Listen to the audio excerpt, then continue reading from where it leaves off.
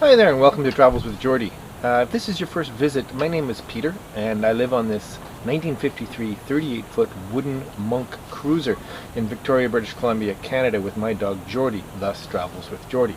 Now to be fair, it's not really much of a travel channel anymore, but trust me, we'll get traveling again once the boat is finished. What I mean by finished is we're undertaking a major refit, and I mean major, all the way to all new plumbing, all new wiring, all new systems, cabinetry, a lot of woodwork, a lot of work to the hull, and a repower. So there's lots of work done, lots of work to do. Hopefully some of that will be entertaining and you'll stick around for it. What I wanted to tell you in this short intro and make it clear is that I'm running behind. The video you're about to watch was shot 8 months ago, so I'm about 8 months behind. I'm trying to catch up. I have been doing relatively well at catching up, but there's so much new footage as well because there's lots of stuff going on. It's going to take me a little while. Hopefully by the fall I'll be caught up to real time. For instance, the video you're about to watch is continuing with the refit of the cockpit, and it's complete now and looking really awesome. I can't show you because that would mess with the timeline, prime directive, all that sort of thing. Anyway, just wanted to make sure that everyone understood that that's what was going on. The other thing I really want to do, I want to shout out to a gentleman named Sean Allen from Philadelphia. He's a subscriber who, like many of you, noticed that my channel art, my whole branding is pretty sloppy. In fact, the entire production quality of this channel, I know, is absolutely the pits, and we're going to do something about that soon. Anyway, Sean noticed that the channel art was really bad, and using his graphic skills decided to offer to tidy it up a bit for me. Quite a lot, actually, and I'm very, very grateful for that. So if you have a chance, go have a look at what he's done for me on the main channel page, and I'm very, very grateful to that. So let's jump back into this episode, and we're going to carry on where I'm removing all the rest of the junk out of the cockpit, getting ready to build the new cockpit sole. Big job. All right, cheers.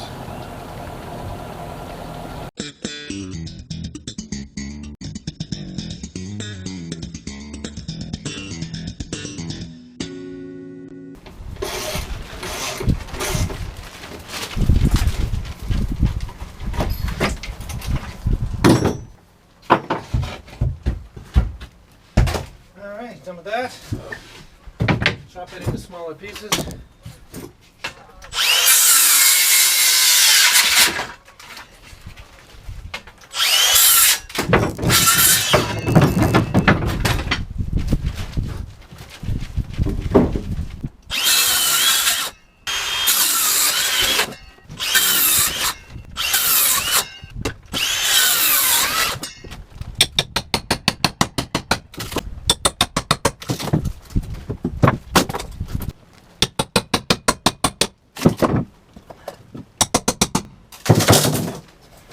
I don't know if you can see what I'm doing here, but this false stringer, which was a support for a sole many generations ago, is of no use to me. It's a mess, it's the wrong height, I just want it gone.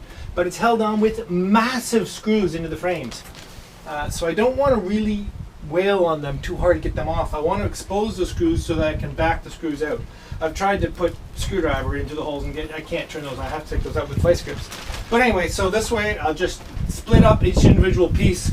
I've cut it into different sections so that it'll come apart easily, and I can get this off pretty easy.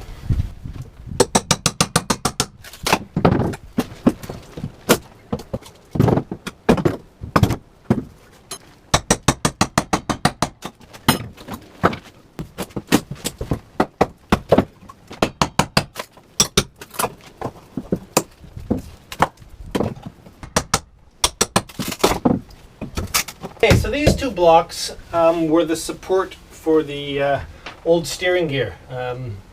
Steering shaft came through here. There was a big plate on here, held on with two very loose, very gnarly old lag bolts to the steering arm, which was an old car or tractor or some such thing. Anyway, it's flimsy and I want it off. This is end grain, so I can split this easily and then get at these, I imagine, big screws or carriage bolts which are down into the floors. This is, the grain is running this way, so I'll split it this way. These are old. I might be able to get them off lag bolts with square heads. I'll try that after I get this off, because I really don't want to cause the frames too much distress.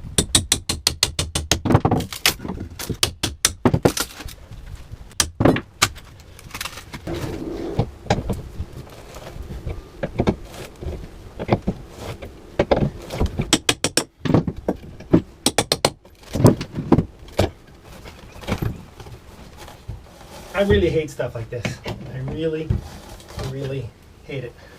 Hate it. Anyway, I'm gone. Okay. You know, this exhaust thing's been bugging me.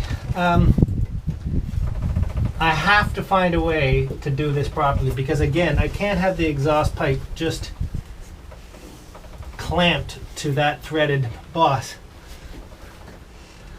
But this has been brazed. Now I could get my torch out and melt that and then try and clean it out of it, but the problem is the fitting is also bronze, so it's not very likely I'm going to be able to melt this old brazing without damaging this at the same time and maybe lighting the boat on fire. So it's awfully tempting to just cut this and try to clean up the threads enough that I can put another fitting on it. Certainly removing this thing is no harm. I have just the thing to do it. A nice bimetal blade on my fine tool. Let's see how this cuts it.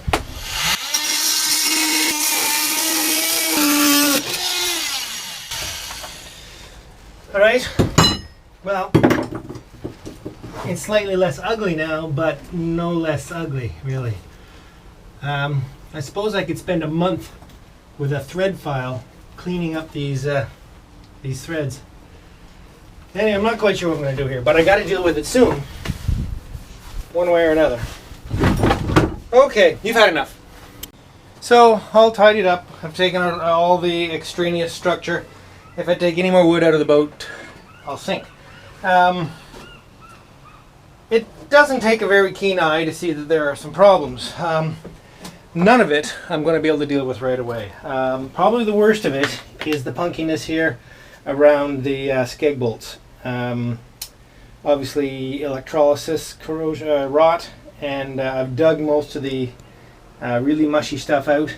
I have a feeling it may have been like that a while because these nuts have been tightened down to good wood before. Like the washers are already down to good wood. In fact, these bolts or studs, however this is done, are already sort of folding over, and you can imagine that would happen as they tightened it if it was softer wood on the inside. Anyway, so not great. Someday something's got to be done here. And I know some would say that once the dead wood goes bad, the boat is finished. I don't believe that. I think it will be heroic, but I think I can scarf in enough new wood there. We'll see. I'm not doing it today. The point is to make sure whatever I build in here can be removed easily so that at a future haul out I can deal with that. A little more trouble around the rudder gland, the rudder post.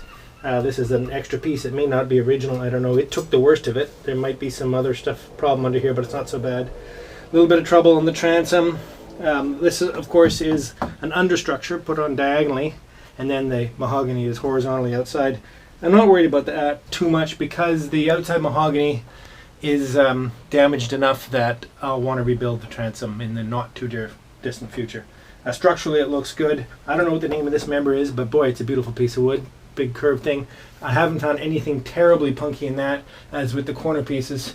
I know they're not called corner pieces. I apologize for all you woodies. I'll learn my boat terms. So nothing really scary, and again all the frames are in remarkably good shape considering they make such a tight bend. Planking is good. Of course this boat is in the water, and although it's damp there's no leaking. I'm generally pretty pleased. So now I got to start figuring out how I'm going to actually build the new structure for the new sole. Tanks are all laid out. Just going to pull out this little copper thing. This would have been something to keep add some heat. Maybe I won't do it just now. I'll have to cut that up and take it out in sections. Anyway, to possibly thaw a frozen holding tank in the past. It's coming out, no need for that. Alright, so as usual, lots to do. Okay, here we go. Today's the day. Start building the new cockpit sole. Got it all cleared out. I've got a blanket on the open companionway because it's quite cool here today. So working below is nice to have a little more warmth. I'll probably take that out as I have to come in more and more often. So first thing is to figure out exactly what height the sole is going to be at, which will be very similar to where it was before. Transcribe this to the back and start to build some framing. There's some things that I'd like to have done before I got into doing this, like deal with the exhaust outlet, because once there's a sole in here I'll be working down below the sole, but I'll work that out. On the whole, it's going to be pretty straightforward though. This piece of plywood, which I've been using as a temporary floor so I don't rack my ankle every time I step off a floor beam, is actually going to stay and be support for the water tanks. And it's not marine ply, but I'm not worried about that because I'm going to replace the tank in here in a couple of years anyway, and it'll certainly do in the meantime and give me a nice flat platform to base the construction of the new Cockpit sole on. Okay, so let's get to it. Starts with a ledger piece attached to the transom, and that's going to take a little sculpting to make it work perfectly. Let's go.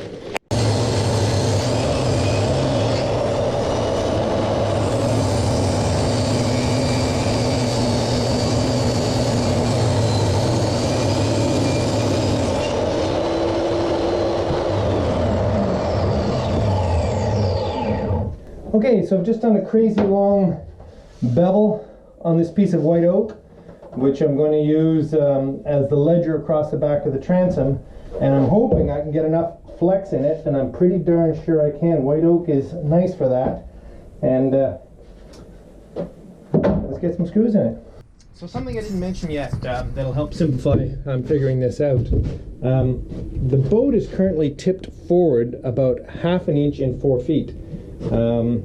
That's because there's no weight at all on the back of the boat, no tanks, no nothing, and a lot of junk up forward. So when the boat sits relatively flat, it'll tip back 1/2 inch in 4 feet. So what I'm going to do, I'm building the Cockpit sole on the level. How often can you use a level on a boat? Obviously, port to starboard, I can't do it, but fore and aft, I can relatively accurately build exactly level to this platform, which makes measurements and setting it up, all kinds of stuff, a lot easier. I have a bunch of marks on here that you can see based on different drawings that I'm doing, which I think I'll probably be showing you.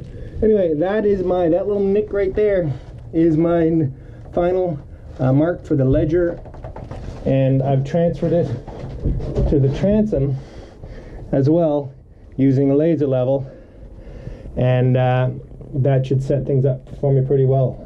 I also used a digital level to get the slope of the transom, which is 5 degrees, which is what I set the bevel for on the table saw just now to do that bevel. All right, let's see how we do. Okay, let's see how we do getting this oak lined up on the transom here. Oh, that's going to be easy, very, very easy. So it goes an additional 3/4 inches down from this datum based on the way I'm building this. So let's get some screws in this.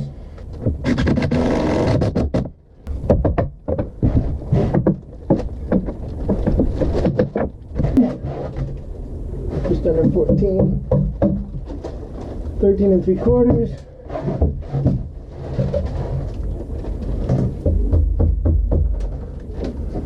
There we go. It's always disconcerting when I can see right out between the planks to the water out there, of course above the water line. And this boat is tight seamed above the water line, and well, when it's dry, it's not very tightly seamed. Anyway, if water were to come in there, it would swell up quickly and stop it. Of course, I want to work from the center out, because if I put a screw on the outside, it'll be hard to pull in these that are off of it.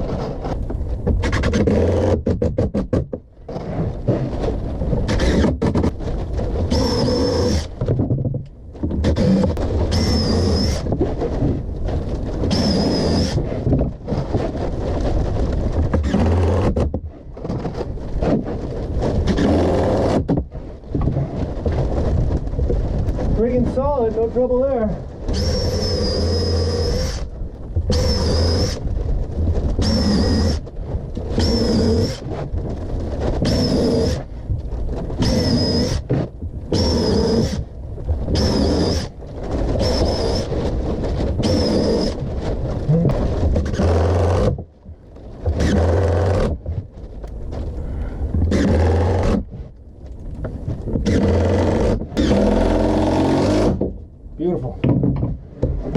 park a truck on that.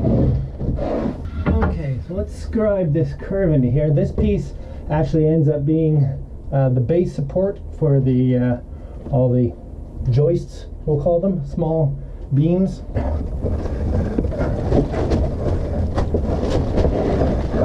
Good. So the backside will be scribed to the backside. It'll stick out. It's actually going to sit on top of this, and then I need to be able to get about 3 inches. And by the look of it, I'll just make it. Just make it. Turned out really well. Because I have to scribe the front edge of it too. So this will end up basically being just a curved board. Let's get on with that. Okay, so we're going to cut this curve. For a curve like this, safety glasses are an absolute must. I'm not sure I can even make this curve at least in one pass with the table saw. So we'll see how that goes. Might take multiple passes.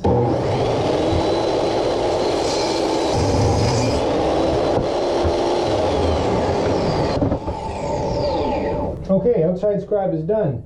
As I said, this one doesn't have to be all that perfect because it's hidden and it's underneath and it's only structural. Doing the inside scribe, I'd like to do a much better job because that's the one you're going to see when you lift the lazarette hatch to look down.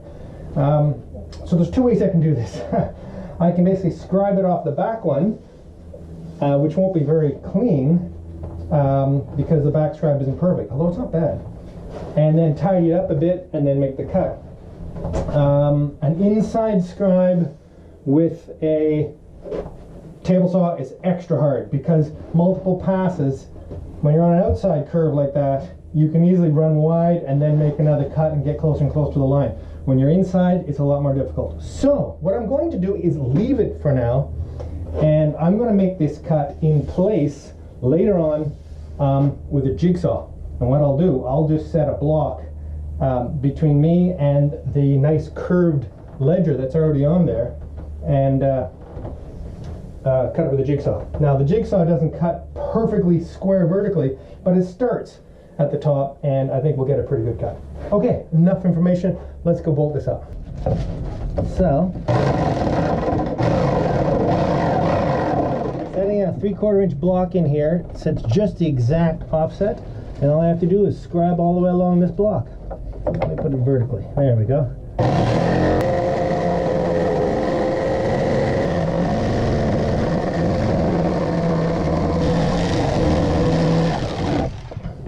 Alright, hate to say it, but you're in the way.